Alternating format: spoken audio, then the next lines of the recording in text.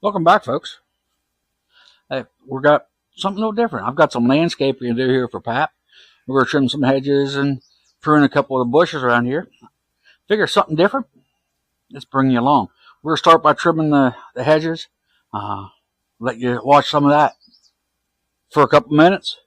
Then when we get a little bit into it, you see, I guess, my process. It's not too, I guess, complicated. I just kind of cut it down I guess looks like we're going to go about a foot on this one this time. We'll cut it down a little bit, and then we'll get it all cleaned up. But I'll bring you along for as much of this as we can.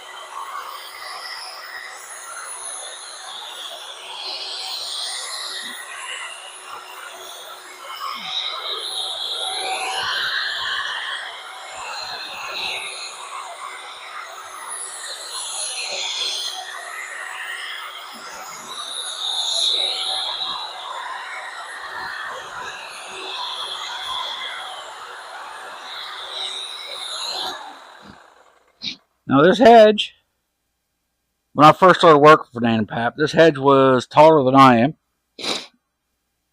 And then a couple years ago, we got it when Dan and Pap started getting a little bit more feeble. The hedge got cut down to just the stumps again, just so it was a safety for them, so they could see what was going on behind the bush when they walked up the sidewalk, and the family could see them through the cameras that they have for them. So we'll continue on the sides here, and again, bring you along.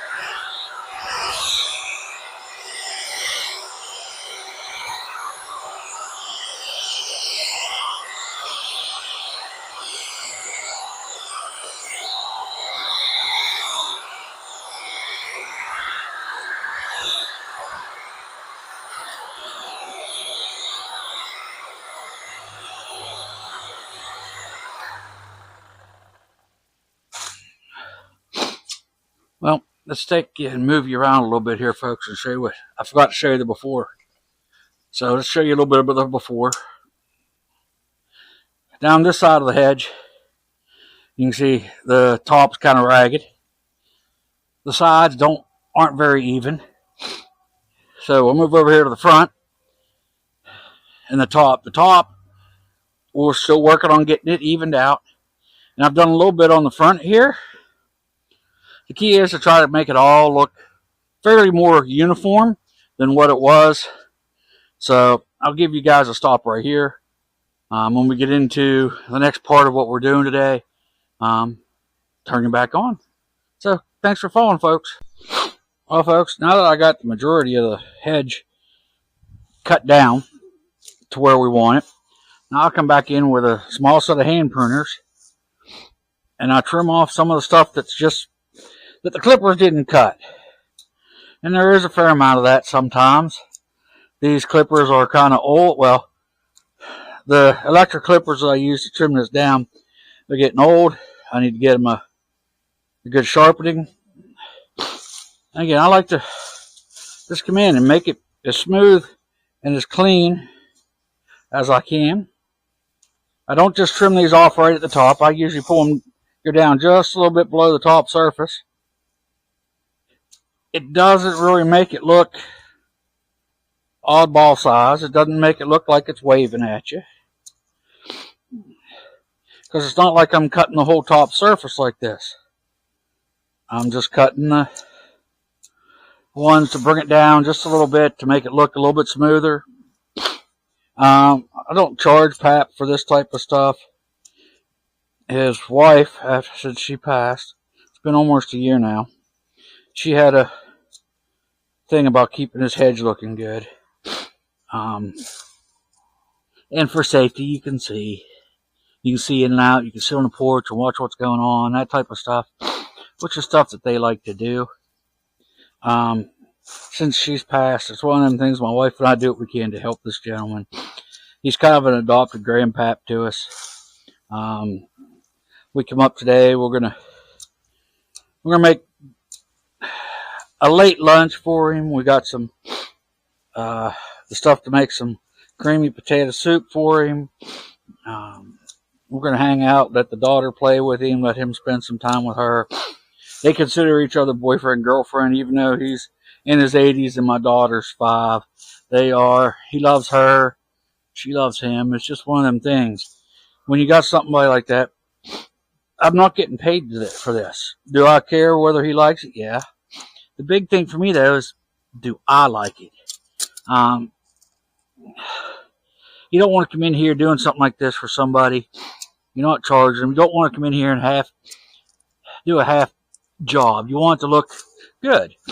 I want this hedge to look as good, if not better, than something on my own property. I took my hedges out a couple years ago. Just because they weren't fitting with the aesthetics that I wanted for my yard. The house I grew up in Western Maryland, we had a hedge that ran all the way around the front yard of the house. I loved that house, but I hated that house because of that hedge.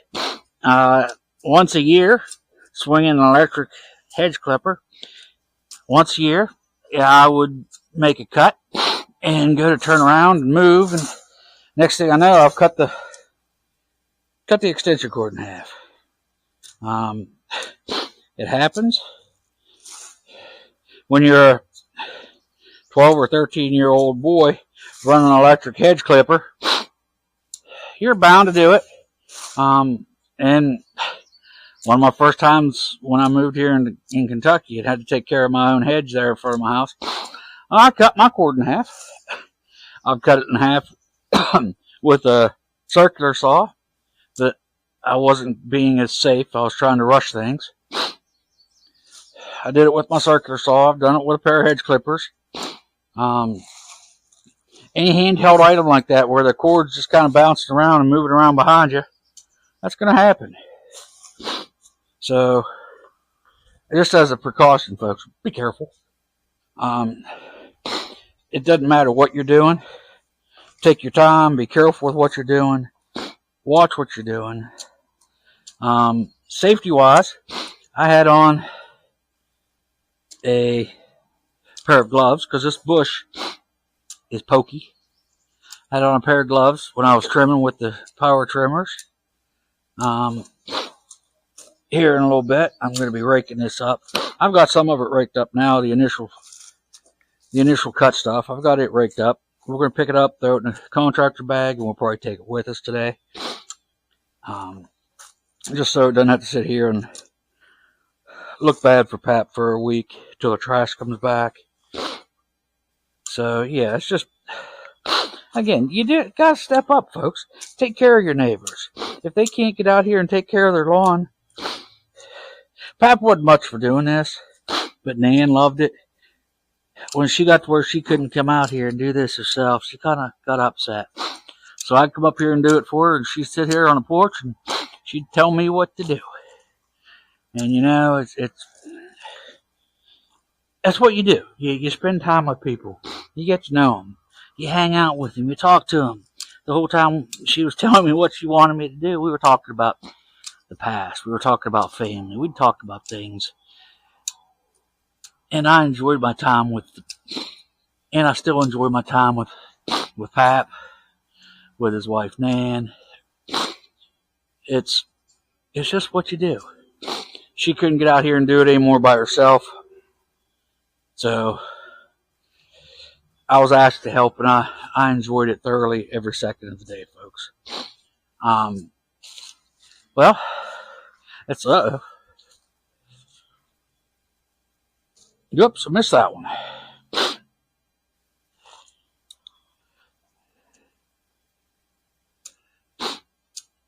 Okay, now I'll give it another rake. Then we'll move on. I got some roses to tie up and a couple other roses to prune. I want to check over the crepe myrtles and check them over to make sure none of that needs pruned out of there. But as I get into these other little jobs, I'll drag you along, folks. And I hope you're enjoying it.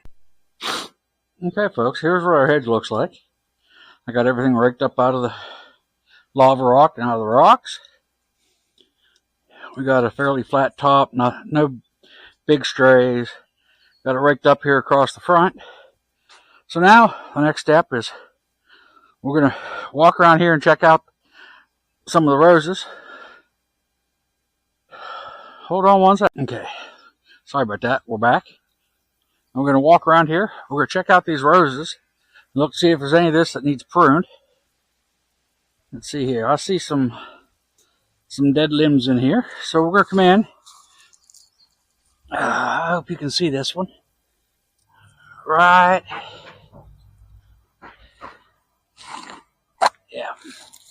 Right here. You can see this is a whole dead root.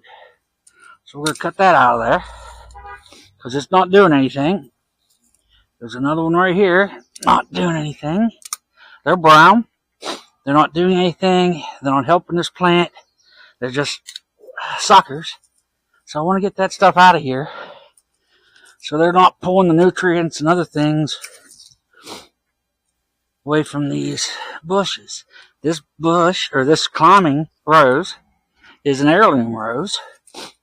When this rose was put over here where it's at, it was out on the side of the house under a big old tree that was actually smothering it out. So Nan and Pap wanted it moved. So we dug her up and moved her over here to the corner of the porch, and she has taken off pretty good. Again, you want to cut these dead, I call them suckers, but because they're not doing anything. You want to cut that out, get as much of that removed as you can. We'll come back and pick that up. I'm not sure what these are called, but after I cut these down the first time, we pretty much leave these alone. Now, here we have a crepe myrtle. I can't remember what color this one is, but we put this one in here 3 years ago. We put this one in, and it's been doing pretty good. Stand back and look at it. Does not look like much of this needs to be pruned yet. we've got, if you notice, we got a limb here that at the top all the buds are dead, but that's kind of what you want because that's where the seeds are. So all the way down that limb though, we've got green. That's what we want. We don't want to look for anything that's brown all the way down to the connection. All that one looks pretty good. Now, we've got some roses right here. These have been here 4 or 5 years. There's this one, these two right here, and then this one back here that really have not done much. These are going to get pulled up this year. I'm not going to worry about doing anything with them. Then we have this beautiful pink rose bush. This is a bush. This isn't a climbing one or a vining one. And this one's doing pretty good. I cut it back real good last year, and it's come back pretty good for us. So, we've got another crepe myrtle here. This is actually 2 crepe myrtles put together. I think one's pink and one's purple. Because Nan and Pap wanted this to grow together to have the double color here. Now, here's one of the branches that we could talk about. This branch right here, there is no green life on this one or this one here beside it. So I'm going to remove both of these. Sorry about that. I don't think you guys saw that. I'm looking in through the center of this. I want to make sure all of the limbs, this limb right here is growing out instead of up. We're going to get rid of that one and this one here. They're doing the same thing just because they're growing out. We don't want this tree to get wide first. We want it to grow up first.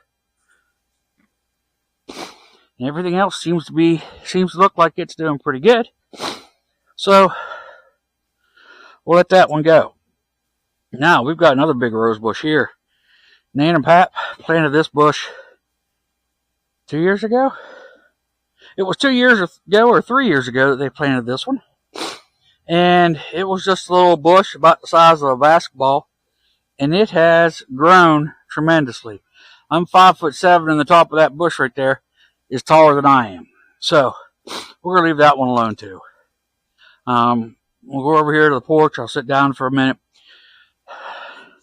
We'll talk about life in general. Life is good, folks. Again, as you notice, this is one of them projects that we do for. We've got a couple people we do projects like this for. Pap is the only one that doesn't mind us recording when we do it. So a lot of the other places that we work at and we do things for people we can't record. This is one I enjoy working here. Nan and Pap have been a big influence on me and my wife. My wife went to school with their granddaughter. Hi Sam, if you're watching. And it's been fun being part of this family. They're part of our family. We're part of their family. So yeah, we enjoy doing what we can. At one point, Nan and Pap were paying me just a little bit to do this, but it was more fun just to come up and hang out. The only pay that they really gave me was enough to cover my gas to get here and back. So it wasn't like I was working for $100 an hour. The stuff that I do for them, some landscapers would charge $75 to $100 a year, an hour. And I can't do that to people that are family. I can't do that to people. Nan and Pap, they're not the wealthiest people, but they've lived comfortably. They live smartly. And they've still got a good family base to help them with all of this. A lot of this, the biggest thing is they're not here right now. So my wife and I, we step up. Again, we're going to cook dinner for Pap here a little bit. Where I'm going with all this, folks, is if you see a neighbor whose grass needs cut or their hedges need trimmed or something like that, please don't ignore it. Go knock on the door. Ask them if they need a little hand. Ask them if they need a hand. We've dealt with a couple people in the last month or so that they have asked for help from certain communities. People would say they were going to show up, and they never showed up. The big thing that I want to take out of that is show up, folks. Be that person. Be that light. One of the people that we've been helping, they'd been pretty much ignored for the last couple of years. They were depressed. They weren't doing much. We cut their grass a while back, and within the next 2 or 3 days after that, she sent pictures where she's cleaned up her porch. She started cleaning up around the house. So we gave her that inspiration, and we gave her that little bit of hope in life that people do care. If you got a neighbor or 2 houses up that's struggling like that, please take 5 minutes, go knock on their door, find out what's going on, see if they could use a hand. You never know. You might turn that into a relationship that you never knew you needed, but you need. And that's kind of where things have gone with me and my wife, and doing this YouTube channel.